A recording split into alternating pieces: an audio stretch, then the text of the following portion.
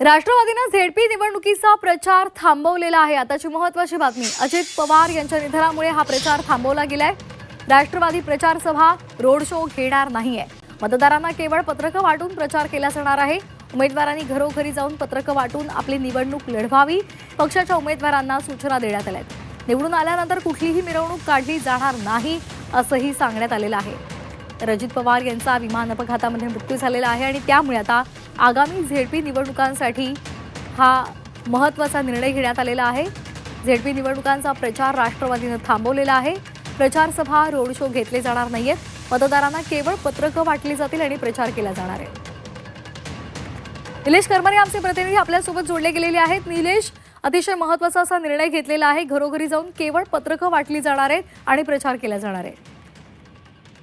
खरं तर राष्ट्रवादीचे सर्व जर म्हणता येईल अजित पवार यांच्या निधनानंतर आता राष्ट्रवादीमध्ये मोठी पोकळी निर्माण झालेली आहे आणि त्याचाच परिणाम आता हा जिल्हा परिषद पंचायत समितीच्या इलेक्शनमध्ये पण पाहायला मिळतोय। राष्ट्रवादीचे जेवढे उमेदवार आहेत त्यांनी आता एक मताने निर्णय या ठिकाणी घेतलेला आहे की तामझाम न करता साध्या पद्धतीने या ठिकाणी प्रचार जो आहे तो केला जाईल।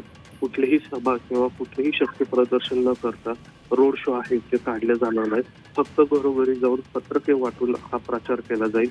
तेही निवडणूक लागली म्हणून या ठिकाणी हा निर्णय घेतला जाणार आहे। त्यामुळे आता पंचायत समिती किंवा जिल्हा परिषदेच्या निवडणुकीमध्ये राष्ट्रवादीचे जेवढे उमेदवार आहेत ते साध्या पद्धतीने प्रचार करताना आपल्याला पाहायला मिळणार आहेत। एक मताने हा निर्णय घेतल्याची माहिती जी आहे ती सूत्रांकडून मिळते। अर्थात अजित पवारांच्या दुःखामुळे दुःखवटा सुद्धा महाराष्ट्रभर साजरा होत असताना या ठिकाणी आता राष्ट्रवादीच्या उमेदवारांकडून हा निर्णय घेतलेला आहे। फक्त घरी जाऊन जेवढे मतदार आहेत त्या मतदारांना भेटून साध्या पद्धतीने त्यांना प्रचार करणार असल्याची माहिती आता या ठिकाणी मिळताना आपल्याला पाहायला मिळते। धन्यवाद निलेश, दिलेल्या सविस्तर माहितीसाठी।